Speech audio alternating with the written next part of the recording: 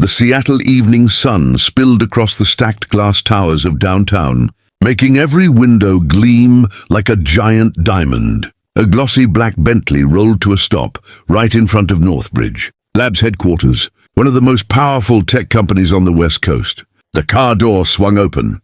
Brooke Hastings, CEO of Northbridge Labs, paced in front of the hood, gripping her phone so tightly that her knuckles had turned white. Her grey suit fluttered lightly in the wind, but her mind was anything but calm. Surrounding Brooke was the company's finest team of engineers. They had stayed awake for nights on end, drinking coffee until dawn. Yet none of them could break the piece of code blocking their newest product. "Just one line of code," Brooke muttered, her voice trembling with exhaustion. "One line that could make us miss a global deadline." She had built Northbridge Labs from nothing after losing both her father and her husband in the same plane crash 5 years ago. Since then, she had raised her young son Brady on her own and fought to prove that a woman could absolutely stand at the very top of America's technology landscape. But today, she felt like she was standing on the edge of failure. Investors were waiting. The press was hovering. Hundreds of employees were counting on her, and she was stuck with a bug that even the engineers from MIT couldn't solve. Then a voice rose from behind her, deep, slightly rough but steady. "I can help you fix it." Brooke turned immediately and she froze. The man standing before her was tall, white, and somewhere in his early 40s.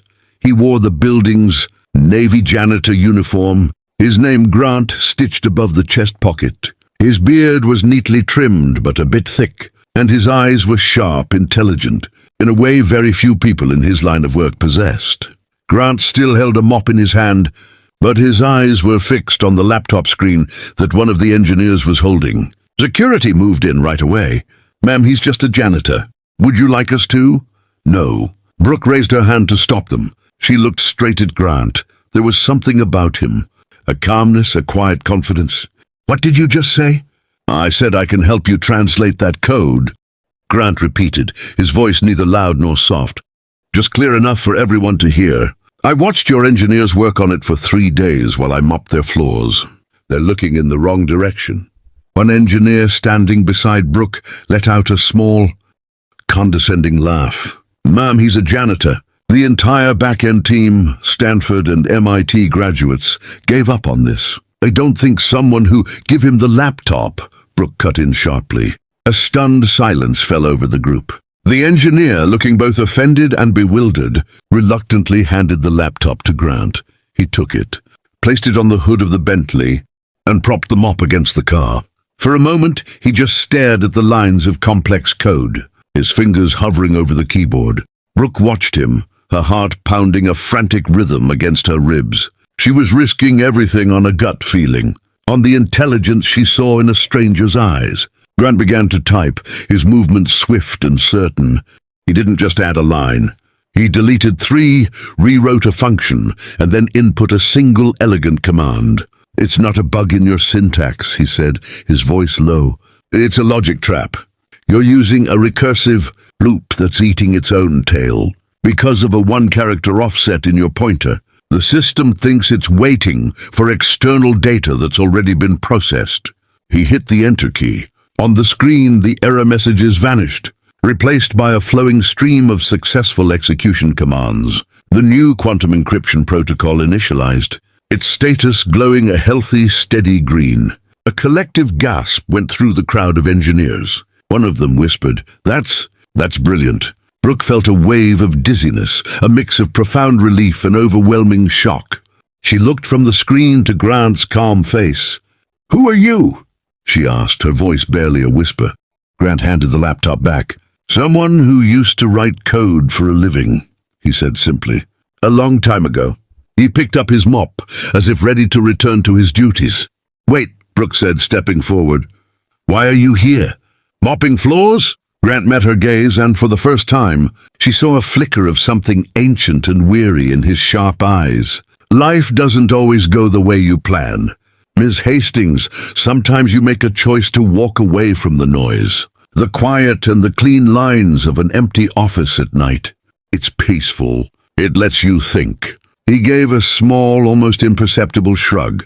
And sometimes you see good people about to lose everything over a stupid mistake.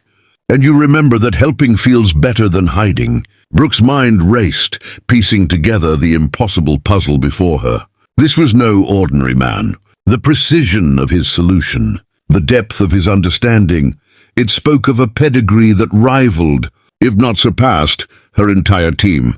"I want to hire you," she said abruptly. "Name your price." "A senior architect position. Lead developer. Whatever you want." Grant shook his head, a faint, sad smile touching his lips. "I don't want a corner office or a stock package." But he paused, glancing at the now celebrating engineers. "At the gleaming tower of Northbridge Labs. I wouldn't mind a consulting role 1 day a week.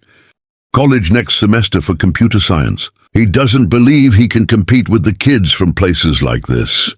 Brooke felt a lump form in her throat.